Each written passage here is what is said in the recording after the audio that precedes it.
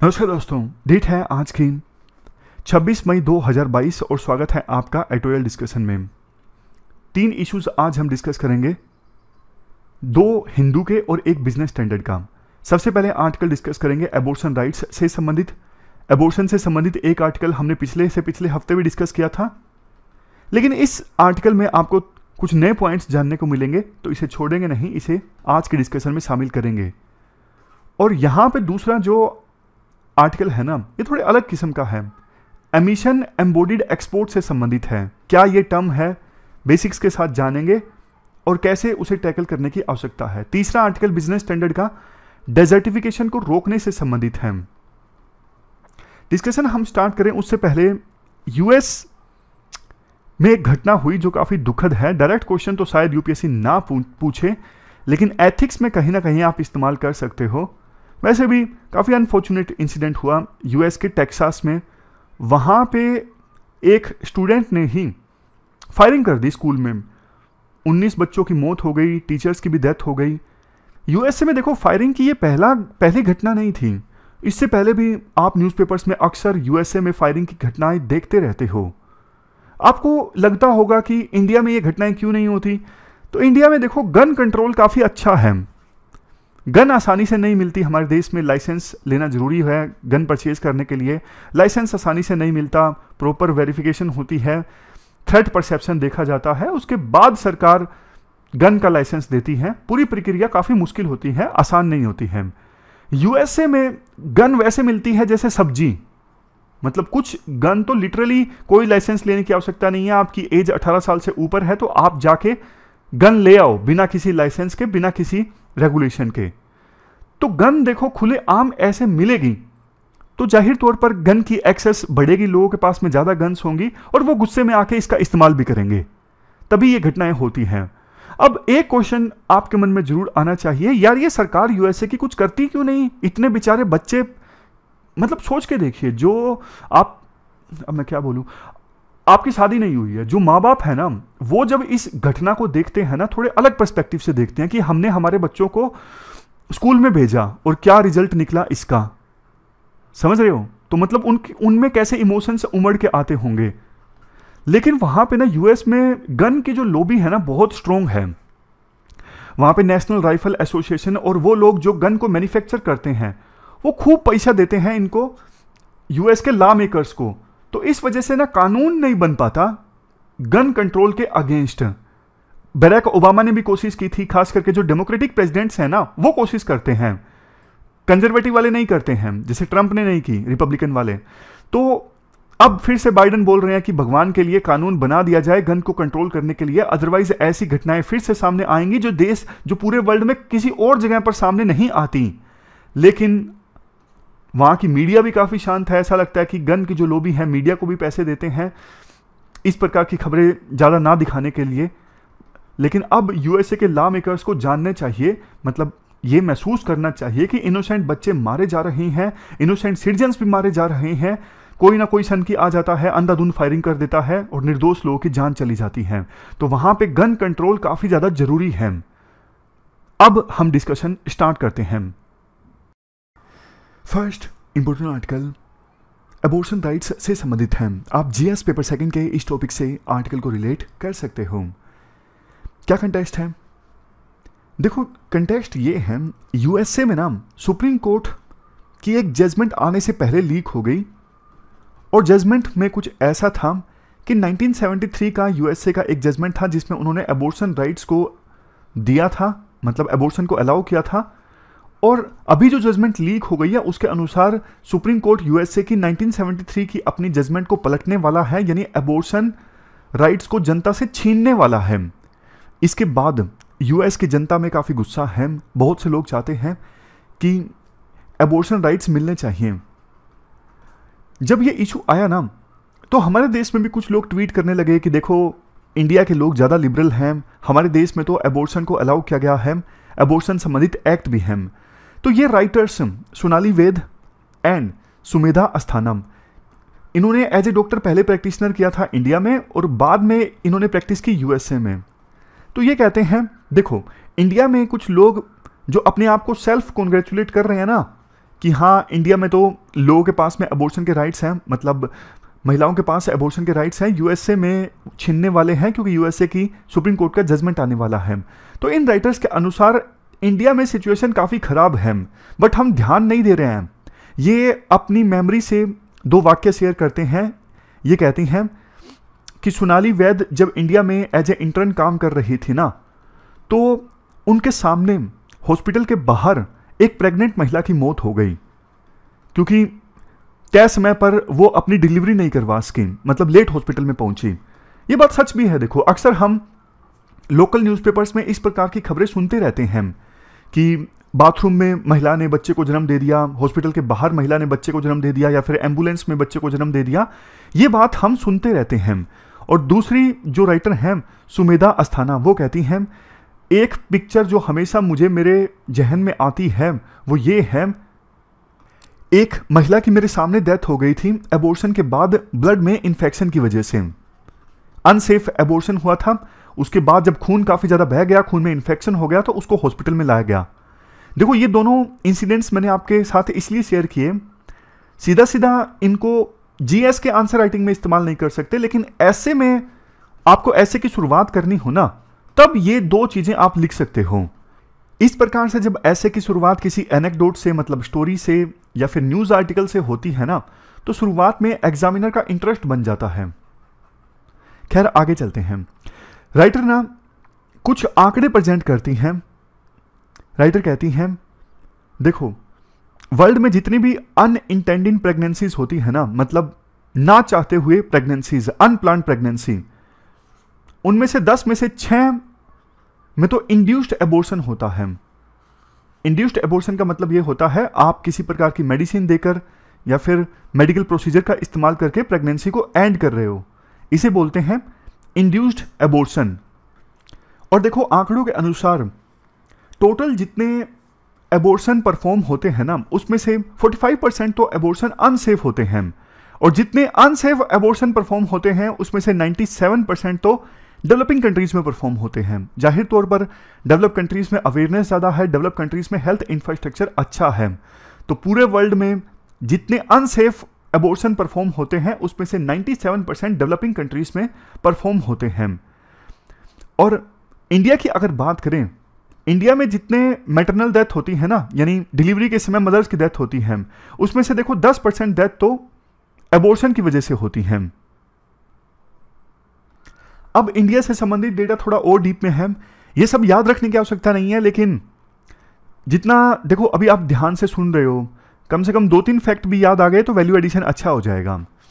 ये देखिए यहाँ पर जितने एबॉर्शन हमारे देश में परफॉर्म होते हैं ना, उसमें से 53% जो हैं वो तो प्राइवेट सेक्टर में परफॉर्म होते हैं, और बाकी बचे हुए 20% परफॉर्म होते हैं पब्लिक सेक्टर में, यानी सरकारी हॉस्पिटल्स में।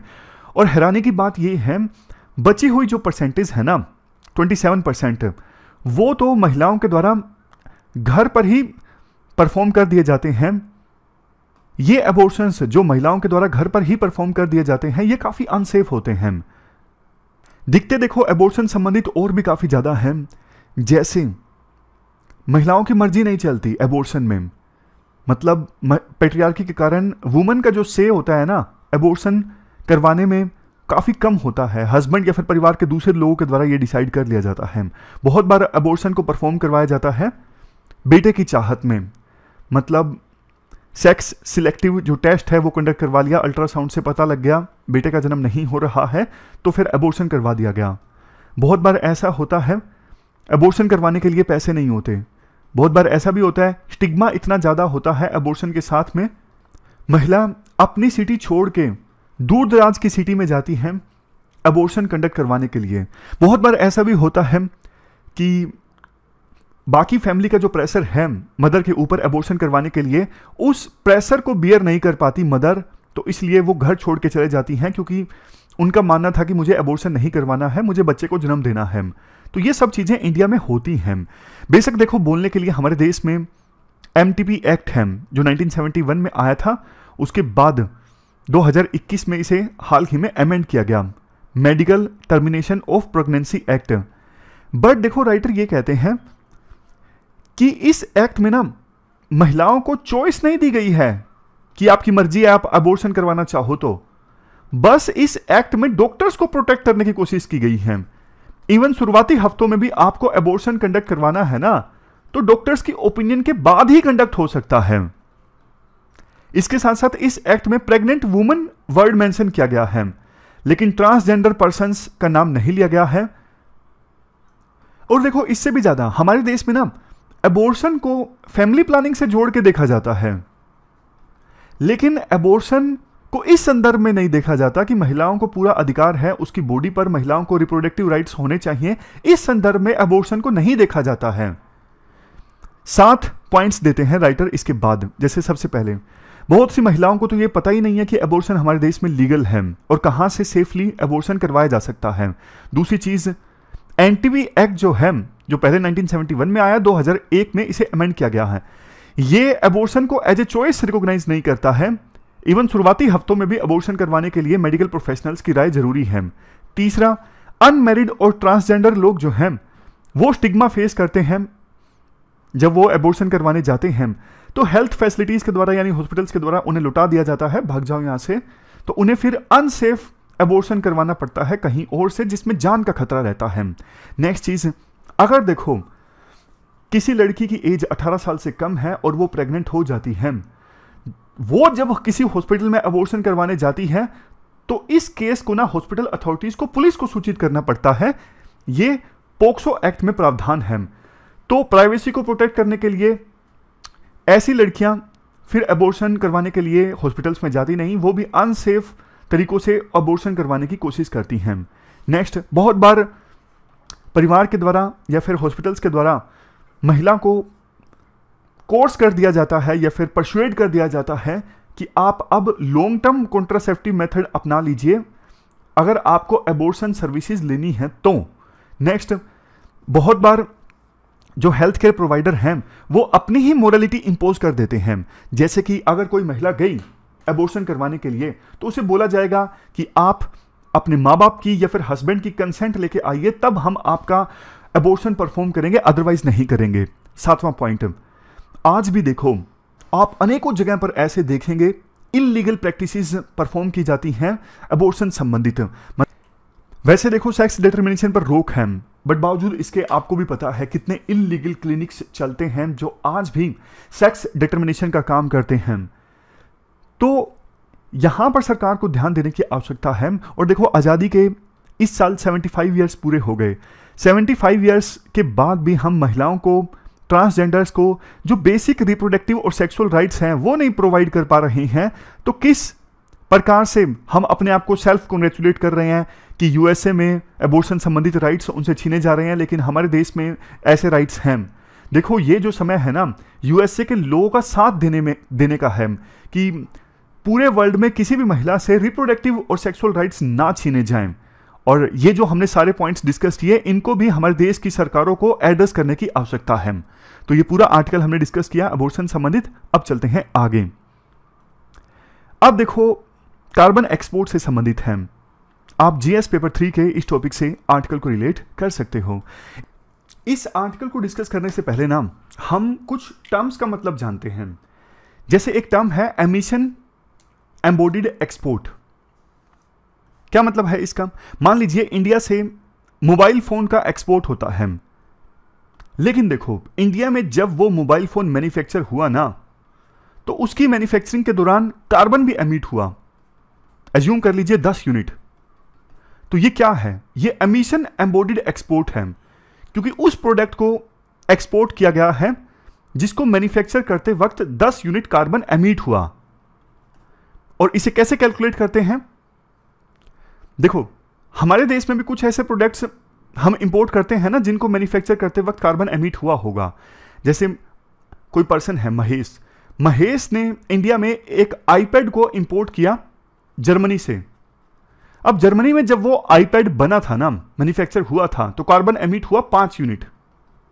बाकी सब चीजों को अगर हम कांस्टेंट मान लें तो एक मोबाइल फोन इंडिया से एक्सपोर्ट हुआ जिससे कार्बन एमिट हुआ 10 यूनिट, और एक इंपोर्ट हुआ आईपैड जिससे कार्बन एमिट हुआ था मैन्युफैक्चरिंग के दौरान 5 यूनिट। तो दोनों को माइनस कर दीजिए, 10 - 5। नेट रिजल्ट क्या निकला? नेट रिजल्ट ये निकला टोटल इंडिया से 5 यूनिट का एमिशन एम्बोडिड एक्सपोर्ट हुआ। मैं फिर से लेमैन टर्म्स में आपको बताता हूं ताकि समझ में आ जाए। हमारे देश में बहुत सारे प्रोडक्ट हम मैन्युफैक्चर करते हैं जिनको मैन्युफैक्चर करते वक्त कार्बन एमिशन होता है, फिर उनको हम एक्सपोर्ट कर देते हैं। तो जितना माल हमने एक्सपोर्ट किया ना, उनको प्रोड्यूस करते वक्त कुछ ना कुछ तो कार्बन एमिशन हुआ होगा ना, तो उसे कहते हैं एमिशन एम्बोडिड एक्सपोर्ट। और जितना हमने इंपोर्ट किया, उनको भी मैन्युफैक्चर करते वक्त किसी दूसरे जिस भी देश से हमने इंपोर्ट किया है वहां पे एमिशन हुआ होगा, उसे बोलते हैं एमिशन एम्बोडिड इंपोर्ट। तो दोनों को अगर माइनस कर देंगे ना, नेट रिजल्ट आ जाएगा कि नेट रिजल्ट हम कितना कार्बन एमिशन एम्बोडिड एक्सपोर्ट कर रहे हैं। 1995 में ना ये डेटा था 80.3 मिलियन टन का, 2018 में बढ़ के हो गया है 426.1 मिलियन टन। मतलब ये है इसका, हम बहुत सारे ऐसे प्रोडक्ट्स को एक्सपोर्ट करते हैं जो पोल्यूटेड होते हैं, भेज हम दूसरे देशों में देते हैं, लेकिन उनको मैन्युफैक्चर करते वक्त एमिशन हमारे देश में हुआ। तो चाइना और इंडिया ने ना पहले 2009 की United Nations climate change conference in Copenhagen में बोला था कि भैया डेवलप्ड कंट्रीज में ऐसे प्रोडक्ट्स ज्यादा कंज्यूम होते हैं जिनको मैन्युफैक्चर करते वक्त कार्बन एमिट होता है। तो तुम तो एमिट कर लेते हो, मैन्युफैक्चर हमने किया, एमिशन तो हमने झेला ना, तो आप इस मैस को क्लियर कीजिए। यूएस का देखो कार्बन एमिशन एक्सपोर्ट मोरलेस स्टैग्नेंट है 1995 से लेकर 2018 के बीच में। चाइना का कम हो रहा है, लेकिन इंडिया का 2007-8 के बाद से लगातार इंक्रीज हो रहा। यह काफी दिक्कत की बात है।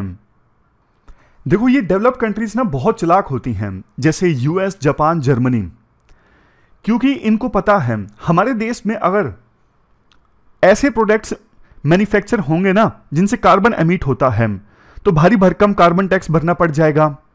और इन्वायरमेंटल लॉज भी हमारे देश में काफी सख्त हैं। तो ना बहुत सारी कंपनीज इन डेवलप कंट्रीज में ऐसे प्रोडक्ट्स को मैन्युफैक्चर करने के बजाय डेवलपिंग कंट्रीज में अपने बेसिस को शिफ्ट कर लेती हैं। क्योंकि डेवलपिंग कंट्रीज में जैसे इंडिया में हम तो देखो इन्वेस्टमेंट के लिए बिल्कुल लेमैन टर्म्स में बोलूं तो डेस्परेट रहते हैं, इन्वेस्टमेंट आजा आजा आजा। हम ध्यान ही नहीं देते कि जो इन्वेस्टमेंट आ रही है वो इन्वायरमेंट की किस प्रकार से धज्जियां उड़ा रही है, उससे कितना एमिशन हो रहा है, क्वालिटी ऑफ लाइफ कितनी डिग्रेड हो रही है। इन सब चीजों पे हम कम ध्यान देते हैं। इसी वजह से डेवलप कंट्रीज की कंपनी वहां पे चीजों को मैन्युफैक्चर करने के बजाय जिनसे एमिशन ज्यादा होता है, डेवलपिंग कंट्रीज में वो मैन्युफैक्चर करना स्टार्ट कर देते हैं। तो डेवलपिंग कंट्रीज बन जाती हैं पोल्यूशन हेवन। ये वर्ड जरूर इस्तेमाल कीजिएगा, कीवर्ड इंपॉर्टेंट है, पोल्यूशन हेवन। अब वैसे तो देखो एक ना इकोनॉमी में कर्व आती है, कुजेंट्स कर्व। इस कर्व के अनुसार, ये कर्व इन्वर्टेड यू शेप की होती है, मैं आपको दिखा भी देता हूं। ये देखिए आप, इस कर्व के अनुसार किसी भी देश में जैसे जैसे इनकम लेवल बढ़ता है ना लोगों का, पहले तो इन्वायरमेंट काफी डिग्रेड होता है। ये देखिए इनकम लेवल बढ़ा तो पहले तो इन्वायरमेंट का डेटेरियोरेशन स्टार्ट हो गया, यहां पर पीक पे आया, लेकिन उसके बाद फिर इनकम लेवल बढ़ता है ना, तो फिर इन्वायरमेंट इंप्रूव होना स्टार्ट हो जाता है, डिग्रेडेशन कम होना स्टार्ट हो जाता है। तो वैसा ही इंडिया को करना चाहिए। इंडिया में ऐसी इंडस्ट्रीज हैं जो काफी कार्बन एमिट करती हैं और जिनका जो माल बनता है उनका एक्सपोर्ट होता है, इन पर सरकार ज्यादा टैक्स लगाना स्टार्ट कर सकती है और जो रेवेन्यू मिले उसकी सहायता से इन्वायरमेंट को इंप्रूव करने के लिए स्टेप्स उठाए जा सकते हैं। उस रेवेन्यू से सरकार को देखो ध्यान देना चाहिए। वैसे भी एक पॉइंट जो हम बार बार डिस्कस करते हैं, हम इतना ज्यादा राइस का एक्सपोर्ट कर देते हैं और राइस को उगाने में इतना पानी खर्च होता है। बार बार एक चीज हम डिस्कस करते हैं कि राइस की फसल को उगाने के लिए किसान पूरे समय फसल को पानी में डुबोए रखते हैं। उनको लगता है कि इक्वेटिक फसल है, ये पानी में डूबे हुए होना जरूरी है। तो इतना पानी कंज्यूम हम करते हैं राइस को उगाते वक्त, पैडी को उगाते वक्त, और बाद में उसी राइस को हम एक्सपोर्ट कर देते हैं। तो इफेक्टिवली हम राइस के साथ साथ इतना हमारा जो स्केर्स रिसोर्स है, पानी देखो स्केर्स रिसोर्स है, तो पानी को भी हम एक्सपोर्ट कर रहे हैं। ये कितनी ज्यादा चिंता की बात है। लास्ट में कंक्लूजन में राइटर के द्वारा कहा जाता है, देखो डेवलप कंट्रीज में जो कार्बन टैक्स है ना, इन्वायरमेंटल टैक्स है, वो देश की जीडीपी में 2% कंट्रीब्यूट करता है। हमारे देश में इन्वायरमेंट टैक्स देश की जीडीपी में सिर्फ 1% कंट्रीब्यूट करता है। तो अब सरकार को चाहिए कि कार्बन टैक्स थोड़ा इंक्रीज किया जाए और उससे जो रेवेन्यू मिले उसकी सहायता से क्वालिटी ऑफ लाइफ इंप्रूव की जाए, यानी कि इन्वायरमेंट की सिचुएशन है वो इंप्रूव करने की कोशिश की जाए और हमारा देश जो है वो पोल्यूशन हेवन बन के ना रह जाए। तो ये पूरा आर्टिकल हमने डिस्कस किया। चलते हैं आगे। इसके बाद नेक्स्ट आर्टिकल बिजनेस स्टैंडर्ड का डेजर्टिफिकेशन से लड़ने से संबंधित है। आप जीएस पेपर 3 के इस टॉपिक से आर्टिकल को रिलेट कर सकते हो। डेजर्टिफिकेशन मतलब देखो, जब लैंड डेजर्ट में कन्वर्ट होने लगता है, उस पर वेजिटेटिव कवर खत्म होने लगता है, उस भूमि पर कुछ उगता नहीं है, तो वो सिचुएशन होती है डेजर्टिफिकेशन। धीरे धीरे लैंड का डिग्रेडेशन स्टार्ट होता है, यानी क्वालिटी जो है लैंड की वो कम होती जाती है, थोड़ा बहुत उगता है, मुश्किल से उगता है, फिर एक स्टेज ऐसी आ जाती है कि कुछ भी नहीं उग पाता, यानी पूरा लैंड जो है वो डेजर्ट में तब्दील हो जाता है। तो हाल ही में United Nations Convention to Combat Desertification की कॉन्फ्रेंस ऑफ पार्टीज की 15वीं मीटिंग ऑर्गेनाइज हुई।